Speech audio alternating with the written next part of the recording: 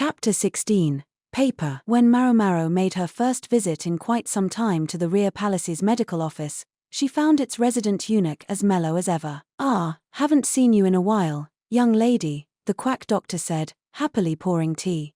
"It's gotten much warmer these days, hasn't it?" He politely brought her a drink, using a medical treatise in lieu of a tray. Maomao snatched the tea and the treatise both at once, wishing she could give him a piece of her mind for so blatantly abusing such a priceless object. As ever, the quack was the only one in the office. She couldn't believe how little work he actually seemed to do in here. He was lucky he still had a job. "Oh, it's still plenty chilly," Maomao said, placing a laundry basket on top of his desk. Yes, there was still a chill in the air. It was cold enough that the butterbur hesitated to show their faces. Maybe the doctor only felt it had gotten warmer because he was so plump. Maomao would have to pick plenty of herbs as the new season took hold, but there was something she wanted to do before that happened, and that was what had brought her here today. This wouldn't normally have been an urgent task, but she was who she was, and the quack was who he was. "Gracious, young lady, you only just got here. What are you doing?" the doctor asked as Maomao pulled something out of the laundry basket. What a question. From the basket, Maomao produced a set of cleaning supplies and as much bamboo charcoal as she had been able to stuff in there. "We're going to clean this room." Her eyes flashed. Apparently 2 months of Suerin's discipline had rubbed off on her. With nothing to do in the Jade Pavilion, Maomao had come to the one place where she had almost free rein. She'd always thought the medical office was a bit of a pigsty. Now the fire was lit and there was no putting it out. "How's that?" the doctor asked, but his sudden frown couldn't save him. The quack wasn't a bad person. Indeed, he was quite kind-hearted. But that, Maomao knew, was an entirely separate thing from being good at his job. The next room over from the main office contained cabinets full of medicines. 3 walls towered high with drawers, a veritable paradise on earth for Maomao, but it wasn't all joy and sunshine. Yes, there might be a great many medicines there, but it was the quack who got to use them. Those he didn't use regularly would get dusty or might be eaten by bugs. And then there was a dried herb's greatest enemy, humidity. Let down your guard for a second and the materials would rot. The warmer it got, the more humid it would become. They had to clean things up now, before that happened, or it would be too late. It wasn't that Maomao particularly liked cleaning. Neither did she have any special reason to help out here, as all too often when she visited the medical office, it was just to kill time. But still, she felt she must. The sense of duty thrummed in her, as did the nagging feeling that she'd been thoroughly corrupted by Suiren. "You don't have to do all this, young lady. Surely someone else can take care of the cleaning," the doctor said, sounding deeply unmotivated. The tone of his voice caused Maomao to involuntarily look at him in a way she normally reserved for Jinshi. Put simply, it was as if she were looking into a puddle full of mosquito larvae. "Heek." The doctor quivered right down to his loach mustache. Any gravitas he might have had vanished. "Darn it, stop that," Maomao chided herself. He might be a quack, but he was still her superior. She had to at least act respectful toward him. Otherwise he might not put out rice crackers the next time she showed up. There were too many sweet snacks around the rear palace, not enough salt. "Yes, we could ask someone else," Maomao said, "but what if they accidentally switched some medicines around while they were working? What would we do then?" The doctor was quiet. It wasn't exactly proper for Maomao to show up at her leisure and decide to clean, but he was quiet about that too. He could hardly chase her out. The doctor who had been close with Suire had indeed, they'd heard, been punished for the missing thornapple. According to Gao Shiren, though, the man was too talented to let go. Instead, he merely suffered a reduction in salary. Maomao started in on the dusty shelves, opening the drawers one by one and running a cloth through them. She threw out anything that had obviously gone bad, and wrote the name of each item on a wooden tag. Whatever medicine remained she put in new paper pouches, then returned them each to their proper places. Whenever there was something that required particularly strenuous activity, she got the quack to do it. Her leg still wasn't completely healed. And the doctor was a bit overweight, anyway. The exercise would be good for him. "He certainly uses fine paper here," she observed. Most paper used among the populace was of a low-quality, disposable type. Paper that would last was too expensive for ordinary people. Instead, commoners did most of their writing on wooden strips. There was plenty of firewood floating around, much of it already cut thin enough to start a blaze with. That was what the people used. And when they were done, it doubled as a convenient source of firewood. The nation had actually exported paper once upon a time, but the former emperor, or rather, his mother, the former Empress Dowager, had forbidden the felling of the trees used to make the finest paper. The restriction had been eased somewhat since then, but not enough to meet demand. Why had the Empress Dowager forbidden the trees to be cut down? There had been no one heedless enough of their life to ask at the time, but considering that the harvesting of those trees was still limited, Maomao figured there must be some sort of reason. The upshot was that these days, with the exception of the very finest stuff, paper was made of other trees, or grasses, or old cloth. Such resources were less readily available than trees and took time to process, making them more expensive, and all the time and trouble caused producers to try to find shortcuts, leading to a low-quality product.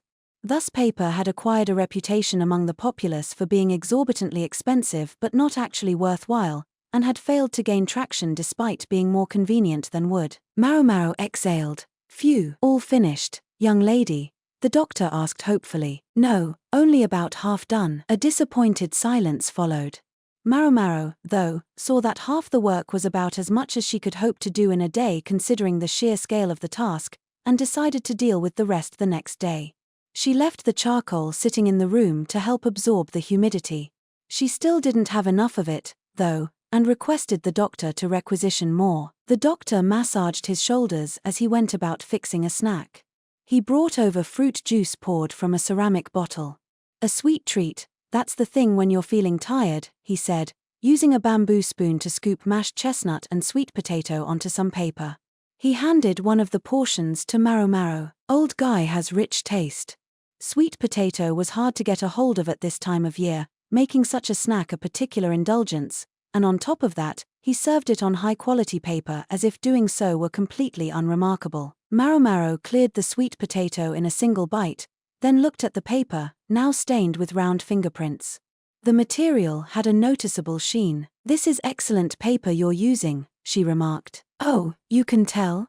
It had been an offhand comment, but it seemed to have gotten the doctor's attention. "My family produces this. We even supply it here to the court." Impressive. "No, it is indeed." That would explain how he happened to have some lying around. It wasn't just flattery, either. Maomao could see that this really was material of high quality. Her old man had always picked the best of the worst when choosing from among the selection of disposable paper for his medicine packets. Quality material was desirable to prevent the infiltration of humidity or the spillage of powder, but costs had to be kept down somewhere, and for the sake of the patients, it couldn't be in the medicines themselves. But savings had to be made, lest supplies consume all of the profit and then some. "Maybe I could get him to sell me some," Maomao mused. "You know, at a friendly discount." Ah, the unfair advantage. She sipped her juice as she thought, and it coursed, sweet and lukewarm, down her throat. Not for me, she thought, and decided to heat some water for tea. A fire was always kept burning in the medical office, very convenient at times like this. The whole village pitches in to make it.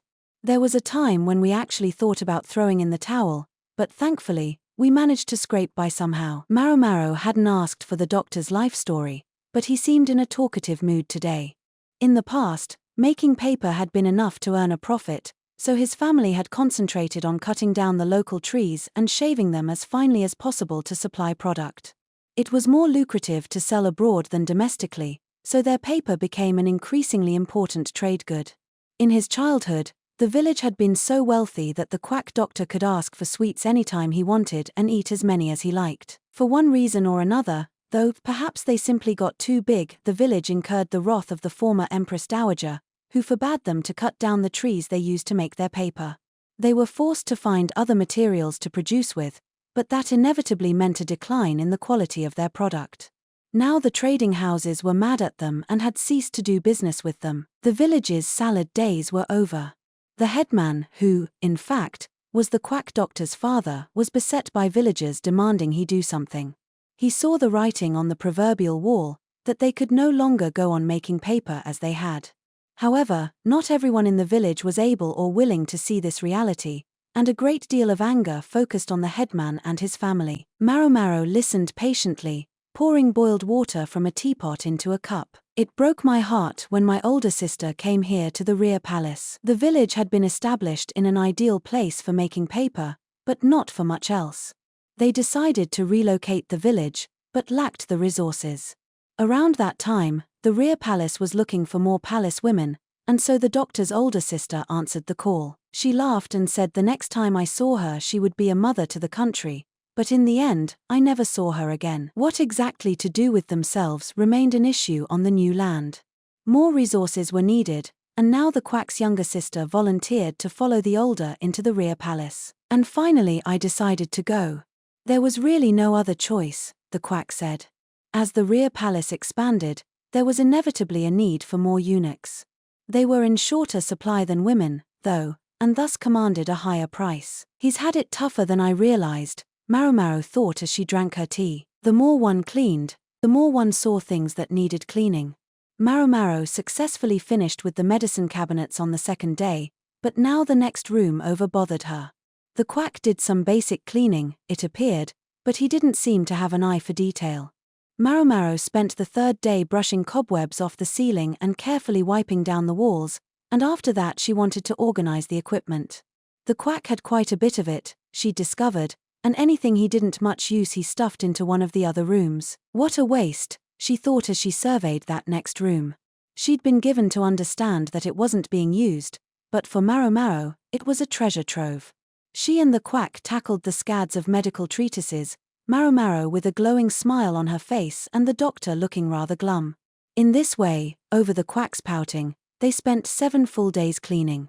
Maomao had also been doing food tasting for consort Gyokuyu during that time, but nothing out of the ordinary had occurred. It was around then, as the doctor was grudgingly polishing a mortar and pestle, that another eunuch showed up at the medical office. The quack had received a letter. Well, now, what have we here? The doctor said. He took the letter eagerly, spying a chance to do some slacking off. Who's it from? Maomao asked.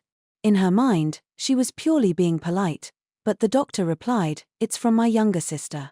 He showed her the letter, which was written on crackly, uneven paper that made Maomao wonder if it was produced from seaweed. It was very much the sort of low-quality product the average person might use. I thought he said his family made paper, she mused. Maybe the sister figured a botched batch was good enough for writing to a family member. As he perused the letter, though, the doctor's face took on a look of shock, his eyes boring into the page. Maomao sidled up beside him, curious what was going on, but at just that moment the quack's shoulders slumped. He slid weakly into a chair, hung his head, and let the letter drop onto the table. A few words jumped out at Maomao. Our imperial commission may be withdrawn. But the doctor had been bragging to Maomao just the other day about how his family supplied the court with paper. I wonder what could be the matter, the doctor said, almost to himself. And we were just now able to start producing more supply. An imperial commission, or lack thereof, could have major consequences for the family's income. The hoity-toity types who bought high-quality paper could never resist the idea that they were using the same stuff as the emperor. Producing more? Maomao asked. They haven't started cutting corners, have they? She fingered the rough paper of the letter. They would never. They've been more excited to work than ever since they got that ox. Nowadays it does all the things we always used to need people to do. Why should that change anything? Making paper involved a great deal of physical labor. The work ought to be easier with an ox to do all the heavy lifting, and yet if this sample is anything to judge by, I can see why the court wouldn't be interested. Maomao picked up the letter and fluttered it at the quack. Low-quality paper would disintegrate if it got the slightest bit wet. Moreover, the uneven surface resulted in hideous written characters. The doctor was silent, as if in tacit admission that he knew the workmanship was poor. Finally he leaned so far forward his head was on the table. I just don't know what's wrong. Maomao, recognizing that now was not the time for cleaning, studied the paper intently. Much of the paper circulating among the commoners was of questionable purity, made of strands of fiber from many different plants. Because the fibers weren't cut carefully, the glue hardened inconsistently, causing the paper to fall to tatters. Her inspection, though, showed that the fibers of this sample were of uniform size and diligently measured thickness. Yet the surface was uneven, and a gentle tug was enough to tear off a corner of the letter. Maomao tilted her head in curiosity, reading the letter over once more. It said that the family was still employing the age-old methods of making the paper, and using just the same materials they always had. The younger sister implored her brother to advise them what to do, but sadly, the half-man who was her brother seemed at his wit's end. She mentions a time-tested way of making paper. Exactly what methods do you use? Maomao finished drying the mortar and pestle and returned them to the shelf. Then she put on a kettle to help them relax. The same ones everyone else does, the quack replied. The difference is, our family is very particular about how we break down the materials and how we make the glue. I can't say more than that. Not so talkative on this subject, huh? Maomao thought. She pulled a container of tea leaves off the shelf. She was rifling through it, trying to decide which would be good, when some arrowroot practically jumped out at her. She grabbed it and tossed it in a teacup. Then she put the kettle back on the fire to boil. Are you also particular about your water? She asked. We use spring water heated to a very precise temperature to get the glue to set just right. I can't tell you more, though. That's a trade secret. That was the quack doctor she knew, Maomao thought, as she set down another teacup. She filled it with hot water, then stirred it assiduously with a spoon before it could cool, producing a viscous gruel. Arrowroot tea, and the glue. Do you boil it with water left over from washing rice? No, we take the trouble to dissolve wheat flour into it, the way you're supposed to. Otherwise it doesn't stick well. The moment he'd spoken, the doctor slapped his hand over his mouth, but it made scant difference to Maomao whether they used rice water or wheat flour or whatever else. She placed the arrowroot tea in front of the doctor. In that case, where do you keep the ox? She said. I'm afraid I don't know that. He looked at her as if to ask why arrowroot, but nonetheless started lapping at the hot liquid. It stuck to the teacup, making it tricky to drink. Young lady, I do believe you've mistaken the proportions here. It's impossible to drink this. Maomao passed him a spoon. My apologies. I'm happy to tell you how to make it drinkable. Want to give it a try? What should I do? Maomao placed the spoon briefly in her mouth, then stuck it into the tea and stirred vigorously.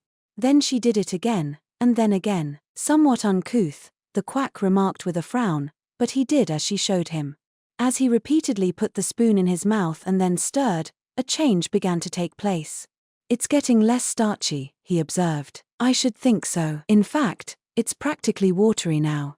The doctor looked quite impressed. Arrowroot and glue are rather similar, Maomao offered. I suppose you could say that. I wonder if saliva thins out glue the same way it does arrowroot. Indeed. The doctor's mouth opened.